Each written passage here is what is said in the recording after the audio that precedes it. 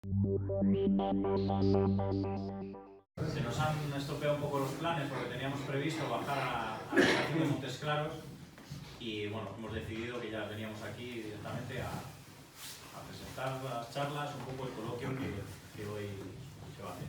Esto, un día estábamos reunidos los tres alcaldes por donde pasa la Robla, aquí en Campó, Fernando, que nos acompaña, y Raúl, alcaldes de Las Rozas y de Valdeolea, y yo, de Valdeprado del Río, y con José de la Asociación de Amigos del Ferrocarril de Mataporquera y el padre Paco del monasterio del Santuario de Montes Claros.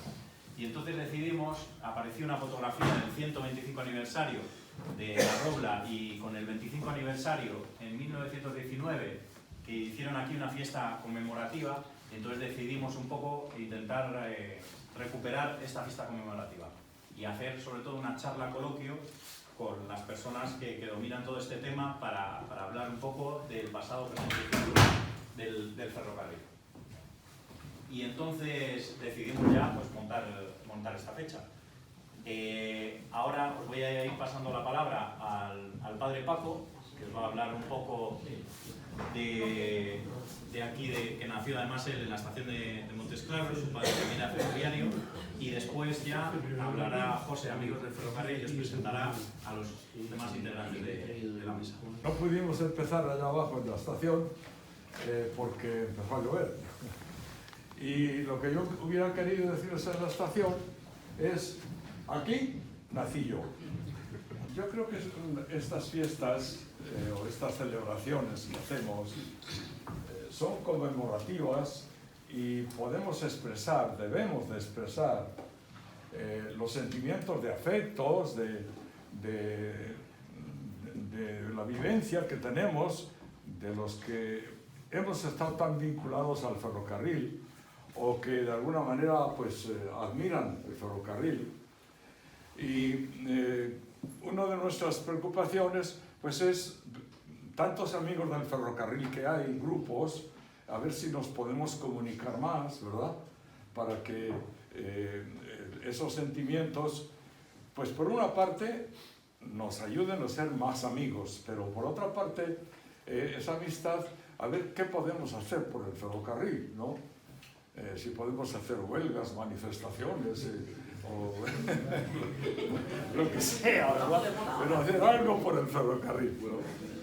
¿Cómo comenzó el ferrocarril? Bueno, pues unas personas muy interesantes a las que tenemos que agradecer siempre porque fueron los iniciadores, ¿verdad?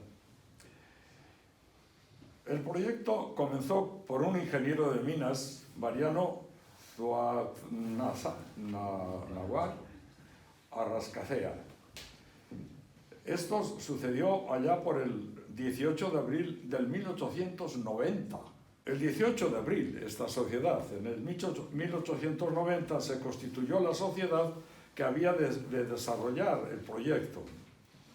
Su primera idea era hacer un ferrocarril de vía ancha, como acabo de decir, desde La Robla a Tudela, ¿verdad? Por ahí empezaba. Pero el presupuesto era demasiado alto.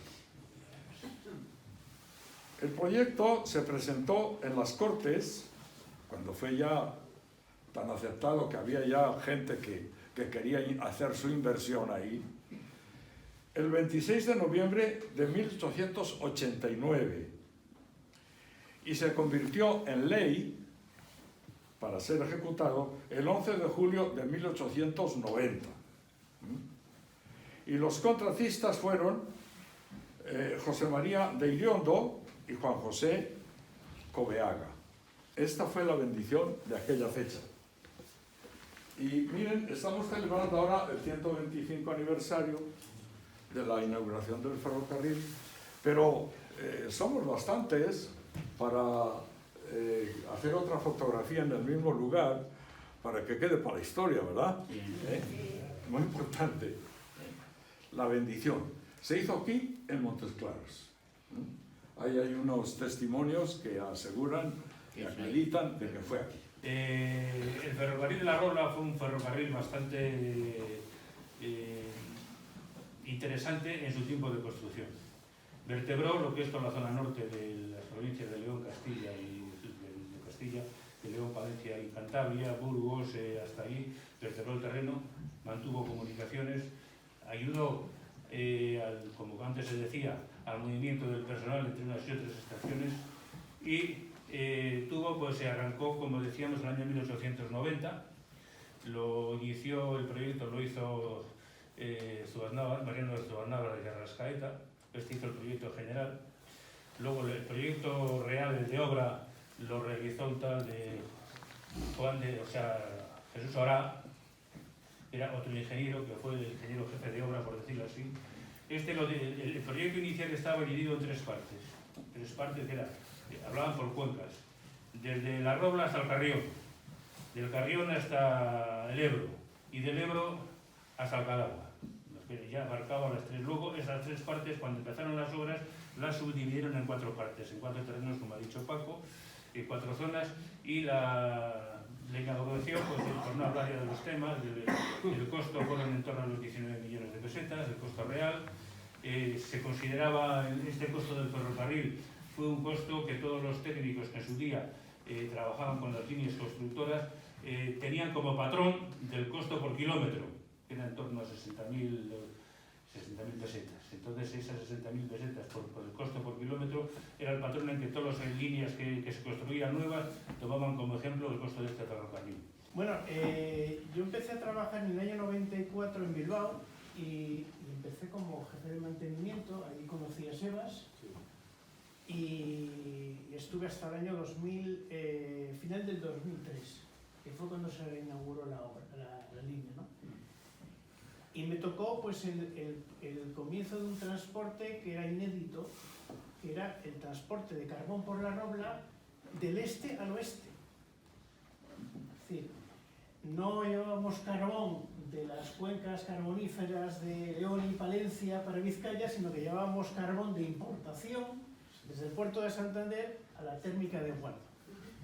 Y fue una especie de pequeño resurgir que tuvo la línea. Además la gente, cuando veía que estábamos haciendo algunos trabajos, se preguntaba ¿para qué? Y decíamos, no, es que vamos a volver a llevar carbón. Y yo, sí, vamos a llevar carbón hacia... Y se pensaba que les tomábamos el pelo, ¿no? En cuanto a los transportes de mercancías, está claro que el carbón no puede ser la base ya más. Tanto en un sentido como en otro, el carbón se ha utilizado como combustible, en las fábricas cada vez se emplea menos, y en las centrales térmicas, como es en el caso de la Velilla, también cada vez menos. El hecho de que vayamos a energías renovables y a evitar energías fósiles, que además contaminan bastante en las centrales térmicas, provoca que las centrales térmicas se tengan ahora como una simple reserva de energía. Pero sí se puede ver beneficiado toda la infraestructura ferroviaria del impulso que se va a dar, y que de hecho se está trabajando en él, para que pueda crecer el transporte por ferrocarril, y de ello pues se podrán ver beneficiados los principales ejes de transporte, pero de alguna forma aquellos ejes que puedan llegar a ser colectores de parte de ese tráfico podrán también tener pues un cierto beneficio. ¿Cuánto le puede caer en una línea como la Robla? No lo sabemos, pero creo que esa es la única puerta de futuro que hay para las mercancías. Y desde luego, tangible, real, el aspecto lúdico. Y no solamente hablamos de trenes turísticos como el Transcantábrico o el Expreso de la Robla, que están muy bien y que han conseguido mantener posiblemente en buena medida estas líneas no solo abiertas, sino también en la mente de mucha gente, sino también el potenciar probablemente el turismo, incluso la información. Es decir, qué bien estaría que se generasen folletos donde las familias tuviesen la posibilidad de hacer una serie de excursiones para conocer los pueblos y los paisajes que recorre la línea, utilizando como base el ferrocarril. O incluso fomentar la existencia de viajes combinados en los que mediante recorridos en autobús desde determinadas poblaciones se completase el recorrido del ferrocarril para poder llegar pues, a algunas de las maravillas que tenemos tanto en arquitectura como en paisaje, en